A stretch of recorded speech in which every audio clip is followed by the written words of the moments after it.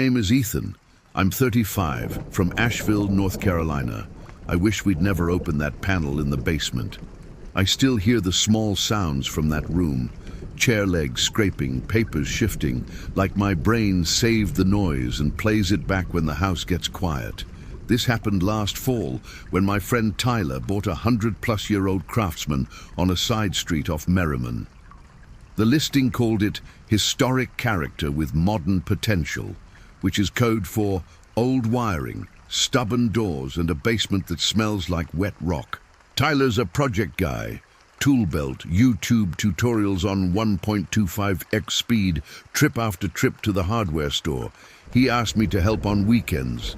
I said yes, because that's what you do for a friend, and because the house looked like the kind you can actually fix with sweat, not a checkbook.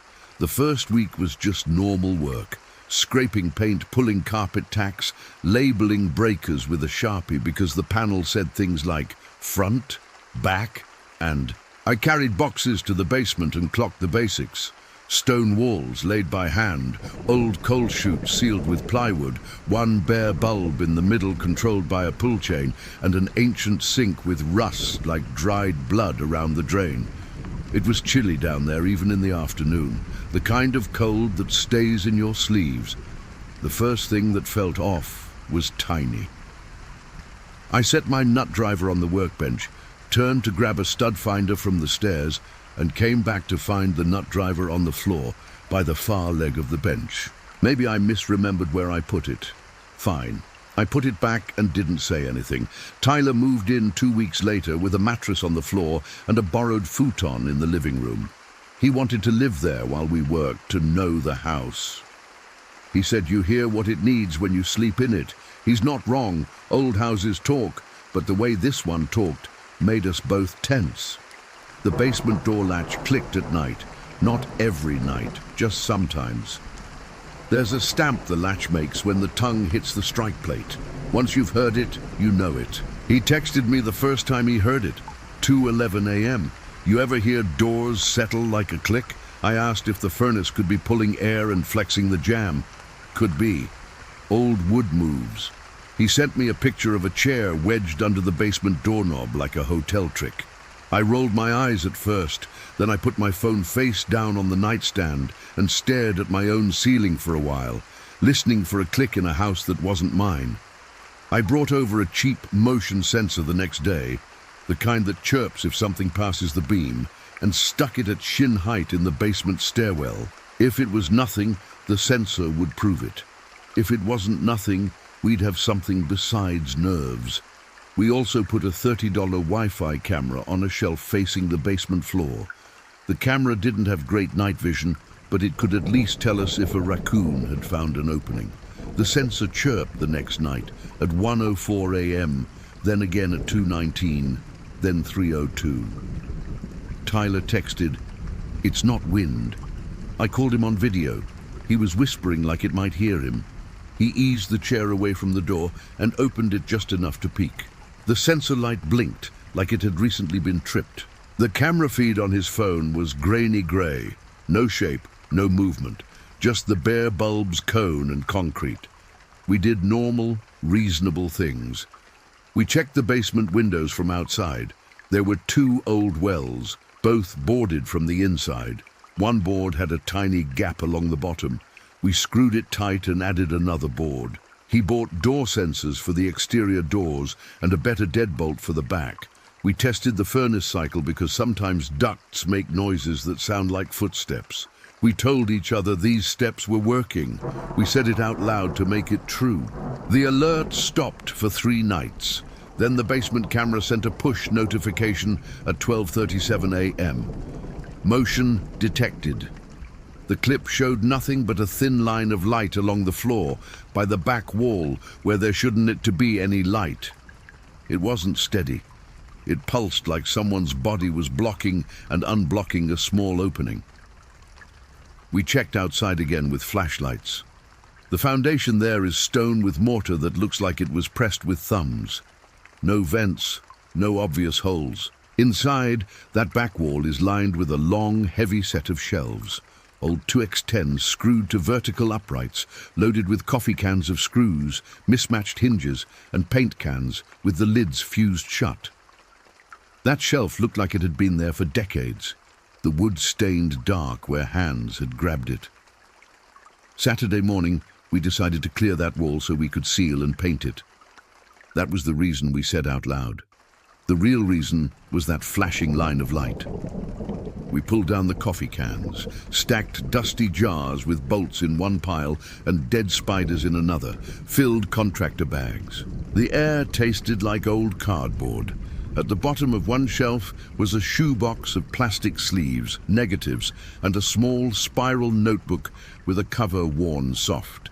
The notes were dated in neat block letters. Front, 6:30 a.m. quiet. Back steps, delivery 12:05 p.m. Basement door, click 1:53 a.m. There were initials sometimes. J&M argument, muffled. The handwriting was controlled, patient. It didn't read like a story. It read like someone timing a bus route. I told Tyler we should stop and call someone. He said, "Call who? There's no crime written in a notebook." He kept working, sliding the shelf away from the wall to sweep behind it. The left leg wouldn't move. He pushed harder and it scraped, but the foot stayed put. He crouched, ran his finger along the base and tapped the concrete. "It's anchored," he said. A steel plate, 4 screws sunk into the slab, the shelf leg welded to the plate. "Why would you anchor a shelf?" I asked. "To hide that it's a door," he said before thinking, and then we just looked at each other. We cleared the rest in silence and pulled the shelf far enough to see the wall. There was a rectangle, maybe 3 feet by 5, with mortar that didn't quite match, and a hairline cut at the edges like a grinder had been there. At the bottom right was a recessed hasp coated in the same basement dust as everything else. I said, "Don't," and Tyler put his fingers in and flipped it before I finished saying it. It took both of us to pull the panel out. It wasn't stone at all. It was a built piece, plywood and cement board, skim-coated and painted to look like fieldstone, then rubbed with dirt to match the room. Behind it, a void the size of a closet, lined with thin plywood painted a dull grey. In that space was a short stool, a small folding table, a coil of headphone cord, a cheap AM/FM radio with duct tape over the speaker, and a pair of old headphones plugged in. 3 composition notebooks stacked, and a blanket folded in a way that made me think someone cared about neatness, even when hiding. At face height, the plywood had 4 holes drilled clean through, each about the size of a quarter. Each hole had a metal sleeve, the edges neatly finished like a person had measured twice before drilling. I put my phone flashlight to one and saw stone, then empty space, then the back of the staircase treads. The second hole gave me a slit view under the kitchen cabinets where the toe kick meets the floor. The third aimed toward the living room. The fourth lined up with the area near the basement door. I backed away until my shoulders hit the workbench. Tyler put his eye to a hole and flinched. "I can see the light under the living room rug," he whispered. "I can see shadows when cars go by." The notebooks were dated by month, not written like a confession, more like logs. Kitchen, 2:11 a.m., fridge cycle. Hall, 1:53, door latch. Front, 10:07, woman with dog pauses at steps. There were crude diagrams, boxes for rooms, arrows where sound carried best, shaded spots where conversation got swallowed by the AC. Toward the back of one notebook, the handwriting changed, same block letters but shakier. Then, near the end, a different pen and a heavier hand. New dates, new entries, recent. Tyler said he was going to be sick. He went upstairs and I heard the faucet run. I just stood there with my palms sweating and my heart pounding like I'd sprinted. It wasn't ghosts or demons or anything that lets you say, "not real." It was all too real. Someone had built a place to sit for hours and listen to people live. We called the police. Saying we found a secret room with holes felt ridiculous until the dispatcher didn't laugh. Officers showed up, took one look, stepped back out and called a detective. They photographed everything. They asked us if we'd touched the notebooks. I said yes. They put them in bags anyway. The detective was older, calm, and kept asking, "When did you first notice the latch sound? When did you see the flashing line of light? Who else has keys?" He measured the holes, looked through them with a scope, and showed us the camera image on his phone. The view under the kitchen cabinets, the profile of the stair stringer. He said, almost to himself, he knew how sound travels in old houses. They asked if they could place a small camera inside the void facing the panel in case someone tried to come back. Tyler said yes. They left it tucked high at the corner, camouflaged with dust. They told Tyler to stay somewhere else that night. He crashed on my couch. The next morning, the detective called. His voice was steady but different. They had recorded a hand at 4:13 a.m., slipping around the panel's edge. The person opened it 6 inches, then waited. You could see the fingers flex on the wood. He pulled it enough to slide inside, and the camera got his shoulder, then the back of a grey jacket. The detective said they picked up a man 2 blocks away, sitting in a faded pickup truck with a magnetic sign that said "Handyman." He had an old ring of keys and a folded list of delivery schedules for the street. In his glove compartment were Polaroids, recent of the view through cracks. Nothing legally obscene, everything morally wrong. His name was Dennis. He used to help the previous owner with repairs. The previous owner had died 2 years ago. Dennis said he checked on the place. The detective asked him how often. He shrugged and said, "When I'm around." He had mud on his cuffs. He had a pocket full of those metal sleeves like spares. I asked the detective, "Is this a thing, or is this just him?" The detective said it's not common, but it's not a movie either. Old houses have ways you can slip behind things. People who learn that sometimes keep using it even when the house changes hands. He said they'd charge trespassing and whatever else they could support. But the worst part of this kind of case is how much of it lives in the grey area.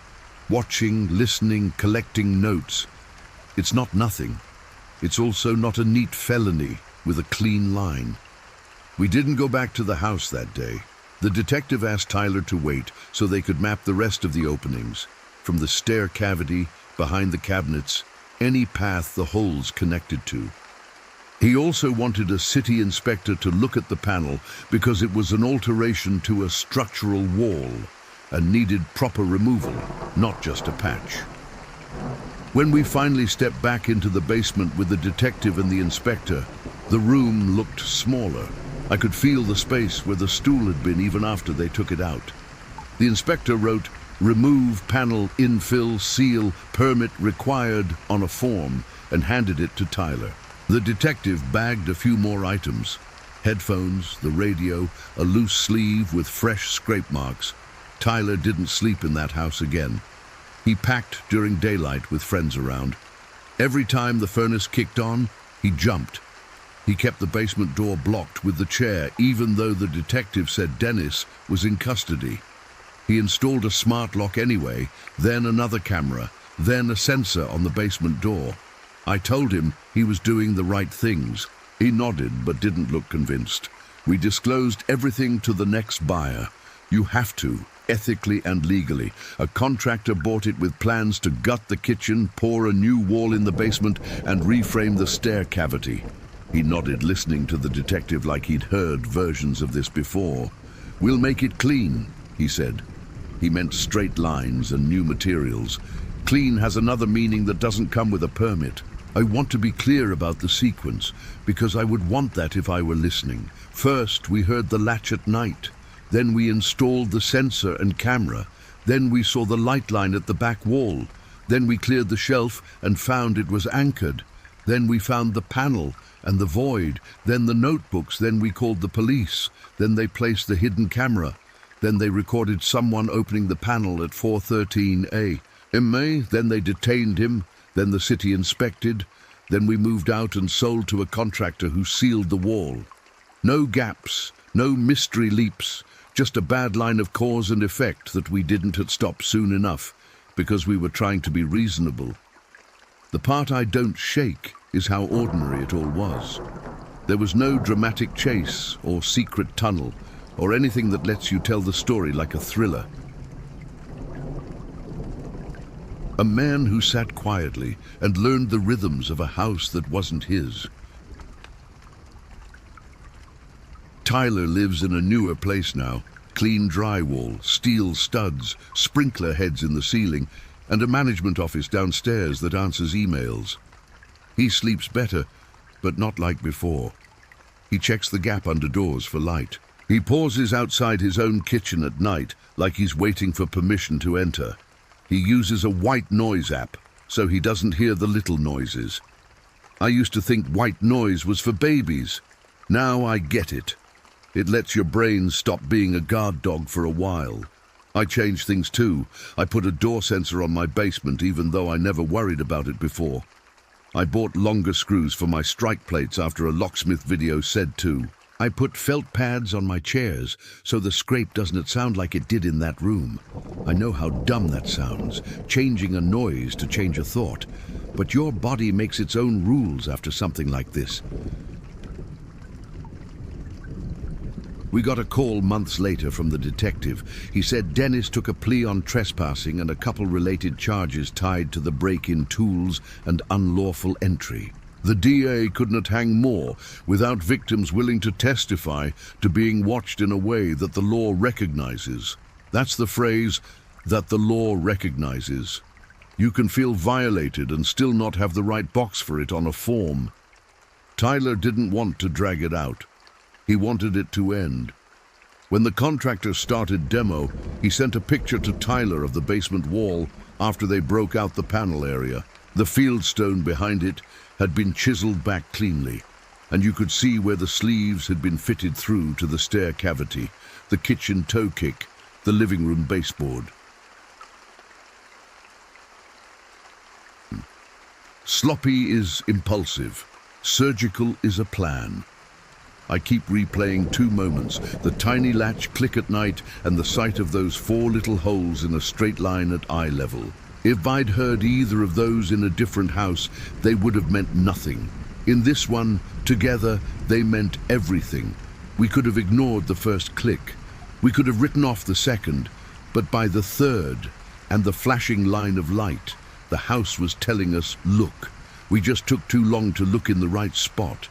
I don't have advice that fixes the feeling. I'm not going to say, trust your gut, because my gut thought it was a raccoon until it wasn't tea. What I will say is, if you hear a very specific sound more than once, pay attention to exactly where it happens. Draw a little map if you have to. Sounds in old houses repeat like habits. Find the spot those habits line up. That's where we found the panel. That's where everything changed. That's all I have. I wish the end was cleaner. It's not. Tyler sold the house. Someone else is remaking it into a place where the floors won't talk as much. The man who sat in the wall isn't there anymore. But I still check under my own cabinets, like there might be light where there shouldn't be. I still stop at the top of my basement stairs and listen. I still hear that scrape of a stool leg on plywood if the room gets too quiet. If you made it this far, thank you for listening. Please like, share and subscribe to Mr. Ebon for more real horror stories like this. Trust me, there's more out there than you think.